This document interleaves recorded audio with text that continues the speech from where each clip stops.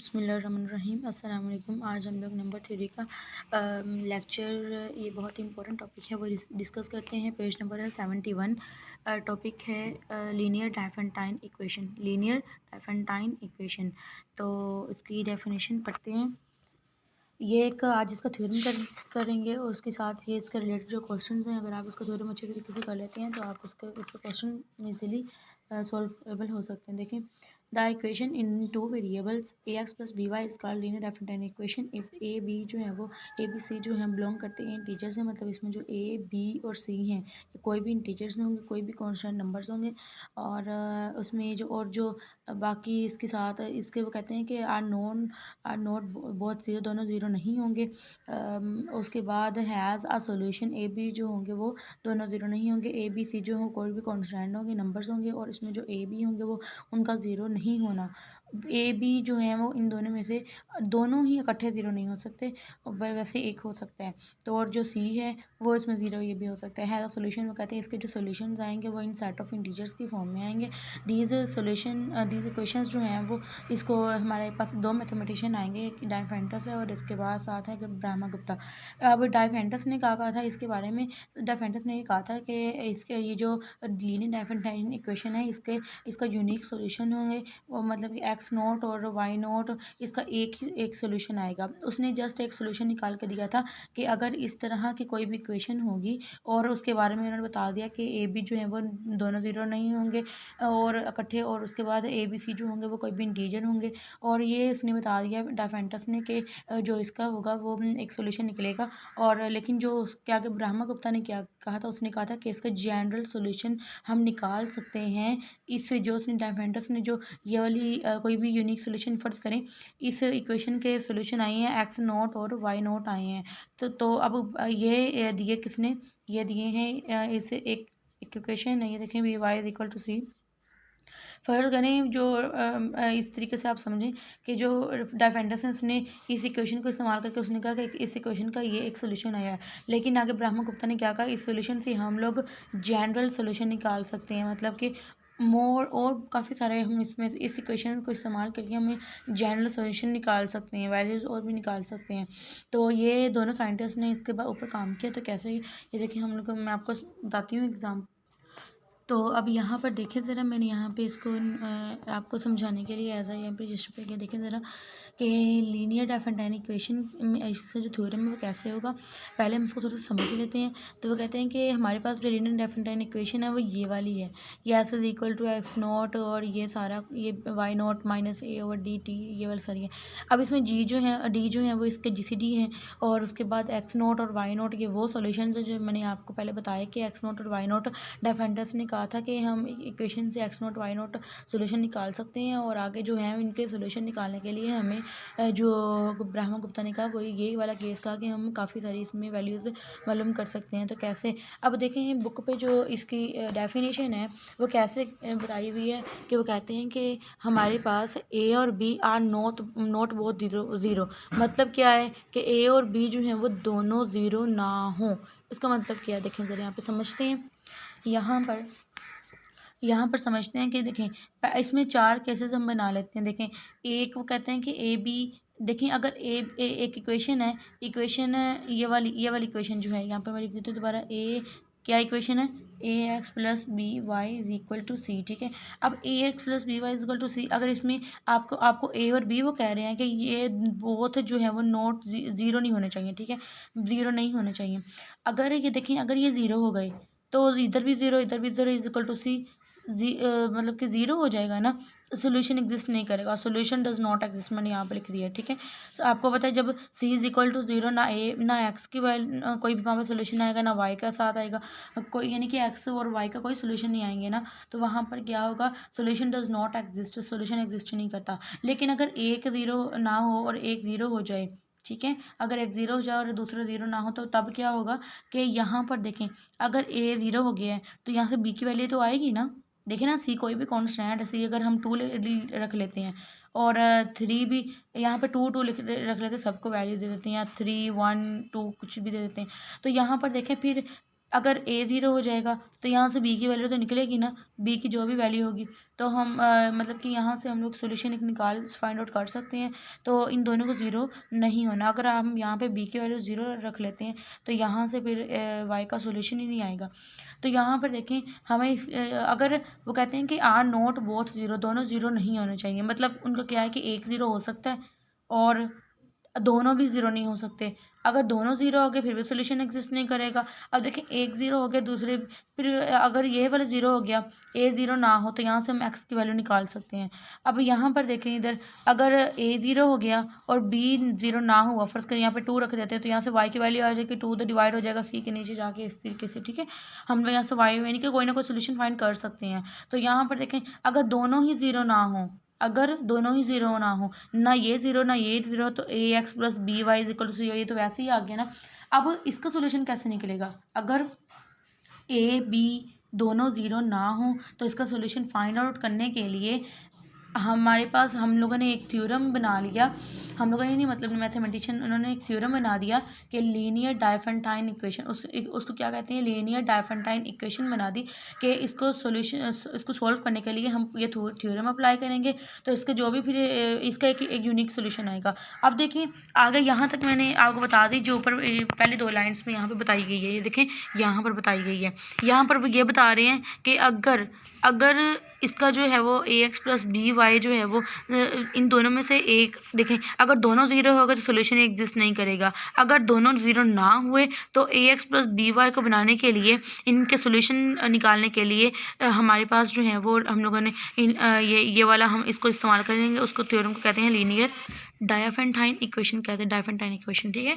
तो अब एक दफ़ा फिर से रिपीट कर देती हूँ कि अगर ए एक्स प्लस बी वाई है, ठीक है, उसमें अगर ए ज़ीरो हो गया तो हम इधर दूसरे की वैल्यू निकाल सकते हैं, अगर बी वाला ज़ीरो हो गया तो हम इधर वाले की वैल्यू निकाल सकते हैं। लेकिन अगर दोनों ज़ीरो हो गए तो हम किसकी वैल्यू निकालेंगे? सोल्यूशन ही एग्जिस्ट नहीं करेगा, कोई सोल्यूशन ही नहीं हमारे पास आएगा। लेकिन अगर दोनों ज़ीरो ना हुए तो ये जो लास्ट वाला केस है, अगर ये भी हमारे पास A X B plus B Y ये भी रहा तो एक्स और वाई दोनों के हमें वैल्यूज़ निकालनी पड़ेंगी ना। तो जब दोनों की वैल्यूज़ निकालनी पड़ेंगी तो वो कैसे निकालेंगे? तब हमारे पास आई वही है वा लीनियर डायफेंटाइन इक्वेशन। हमारे पास एक इक्वेशन है, लीनियर डायफेंटाइन इक्वेशन है। तो अगर ए बी जो, अब ये जो ए बी का जो, अब इसमें बताया क्या हुआ, वो कहते हैं कि ए बी का जो भी जी सी डी होगा ना, अब इसमें ये बताया गया है कि अगर ए बी का जो जी सी डी होगा वो डी होगा और वो तीसरे नंबर को सी को डिवाइड करेगा और तब हमारे पास एक इंटीजर आएगा, तो हम कहेंगे सोल्यूशन एग्जिस्ट करता है और ये लीनियर डायफेंटाइन इक्वेशन है। तो ये लीनियर डायफेंटाइन इक्वेशन है। देखिए एक दफ़ा फिर से, लेकिन अगर इसके ऑपोजिटली अगर मैं आपसे कहूँ कि अगर देखें ए एक्स प्लस बी वाई जो है, इसमें से ए और बी का जीसीडी क्या आएगा? ए और बी का जीसीडी अगर डी ना आए, मतलब कि ना ए और बी का जो जीसीडी होगा वो डी अगर ना आए तो हम, और ना ही वो सी को डिवाइड करे, और जब डिवाइड नहीं करेगा तो हमारे पास कोई इंटीजर नहीं आएगा, तो फिर इसका सोल्यूशन एग्जिस्ट नहीं करेगा। तो इसका सोल्यूशन एग्जिस्ट ही नहीं करेगा। क्यों? ये देखें ना, जब मैंने आपको कहा अगर ये दोनों ज़ीरो हो गई, सोल्यूशन यहाँ पर था ना, एग्जिस्ट नहीं करेगा। यहाँ पर भी अगर ये दोनों ज़ीरो हो गई तो ना ही इनका जीसीडी आएगा, फिर जीसीडी भी नहीं आएगा क्योंकि वो दोनों हम लोग ज़ीरो ही रख रहे हैं, तो ए और बी ज़ीरो रख रहे हैं, तो फिर उसका जीसीडी भी कोई नहीं होगा, और ना ही वो सी को डिवाइड करेगा किसी तीसरे को, और ना ही उसका कोई इंटीजर में आंसर आएगा, और ना ही उसका सोल्यूशन एग्जिस्ट करेंगे। और इसका सोल्यूशन एग्जिस्ट नहीं करेंगे तो फिर हम उसको कह देते हैं ये लीनियर डायफेंटाइन इक्वेशन भी नहीं है। और एक दफ़ा फिर से देखें कि अगर हमारे पास एक इक्वेशन दी हुई है, देखें अगर हमारे पास एक इक्वेशन दी हुई है, उसका जो ए और बी है, ये कोई भी कांस्टेंट है ना, हमने ऊपर यहाँ पे मतलब इंटीजर्स हैं, कोई भी नंबर्स हैं। अब ए और बी का जिससे निकालेंगे वो डी के कोई भी आएगा डी, तो वो डिवाइड करेगा किसी तीसरे नंबर को सी को, और जब वो डिवाइड करेगा तो हमारे पास एक सिंपल इंटीजर आना चाहिए। अगर तो आगे हम कहेंगे सोल्यूशन एग्जिस्ट करता है और ये लीनियर डायफेंटाइन इक्वेशन है। लेकिन अगर ना ही जीसीडी आएगा, ना ही डिवाइड करेगा, ना ही इंटीजर्स आएंगे, और ये सोल्यूशन जो एग्जिस्ट भी नहीं करेगा, और ना ही ये लीनियर डायफेंटाइन इक्वेशन भी नहीं है, ठीक है। हम लोगों ने सिर्फ यही पहले में जो यहाँ पे उन्होंने बताया हुआ है, एक सिर्फ डेफिनेशन है। डेफिनेशन में मैंने आपको बता दिया कि एक्स प्लस बी वाई की फॉर्म में, यानी कि जो इस फॉर्म में होंगी ना, ए बी की फॉर्म में होगी ना, यानी यानी कि ए और बी जो होंगे वो ज़ीरो ना होंगे, तो मतलब हमें इसको ए और बी की वैल्यूज़ यहाँ से यानी कि ए और बी जब ज़ीरो ही नहीं है तो हमारे पास सोल्यूशन भी नहीं आएंगे। तो सोल्यूशन जो अभी हमें निकालने हैं, सोल्यूशन क्या है, निकालने हैं, उसको करने के हम लोग उसके लिए हम इस्तेमाल करते हैं लीनियर डायफेंटाइन इक्वेशन का इस्तेमाल करते हैं। तो बस ये इसमें आपको पता चल जाएगा, अगर इस फॉर्म में कोई भी इक्वेशन आ गई तो आप कहेंगे ये लीनियर डायफेंटाइन इक्वेशन है। और अगर उसमें ए और बी जो होंगे, ए बी सी कॉन्स्टेंट होंगे कोई भी, और उसमें ए और बी जो होंगे वो ज़ीरो ना हो, इनमें से कोई भी, यानी कि दोनों ज़ीरो ना हो, एक ज़ीरो हो सकता है, ठीक है, दोनों ज़ीरो ना हो तो मैंने आपको बता दिया कि सोल्यूशन एग्जिस्ट नहीं करता, या दोनों ज़ीरो ना हो या एक ज़ीरो हो जाए, इस तरीके से, ठीक है। तो इसका सोल्यूशन निकलेगा और वो इंटीजर्स होगा, ये देखिए ना, और वो इंटीजर्स होगा, मैंने आपको बता दिया ना कि इसका जो भी सोल्यूशन निकलेगा वो डिवाइड करेगा और वो इंटीजर होगा। अगर वो इंटीजर होगा तो वो हम कहेंगे सोल्यूशन एग्जिस्ट करता है। तो यहाँ पर देखें कि इस इक्वेशन को मैंने आपको बता दिया, डेफेंटस ने क्या कहा था, उसका एक सोल्यूशन निकाल के दिया।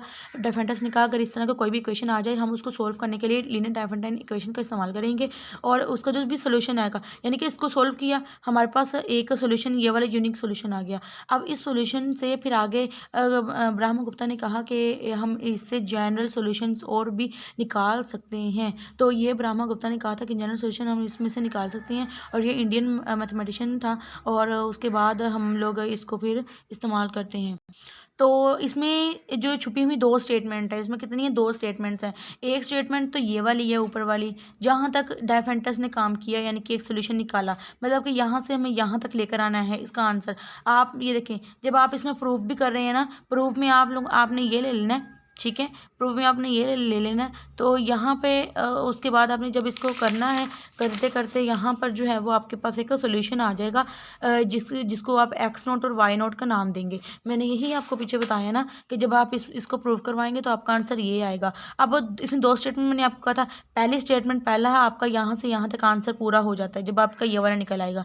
उसके बाद दूसरी स्टेटमेंट ये है कि यहाँ से आगे इसको, जो ब्रह्मगुप्ता ने कहा था कि इसको हम हल करके, इसको सॉल्व करके हम इसके जनरल सोल्यूशन, इसको यूज़ करके हम इसका जनरल सोल्यूशन और भी एक्स और वाई की और भी वैल्यूज़ निकाल सकते हैं। तो वो जो आपने निकालनी है, तो मतलब आपके दो क्वेश्चन एक बन जाएंगे, एक आपका ये वाला क्वेश्चन और एक आपका ये वाला क्वेश्चन। और यहाँ से यहाँ तक करने के लिए आपको जो डायफेंटस ने कहा था वो यहाँ तक काम है, तो उसके यहाँ तक है, यहाँ तक काम है, ये जो मैंने लाइन लगाई है यहाँ तक।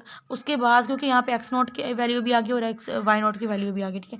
अब आगे देखें, जो आगे ब्रह्मगुप्ता ने कहा था तो वो हम लोग यहाँ से खुद लेट कर लेते हैं, यहाँ से कर लेते हैं कि हमारे पास एक और सोल्यूशन लेके हम उसको लेट करते हैं, तो हमारे पास ये सारा का सारा प्रोसीजर आ जाता है।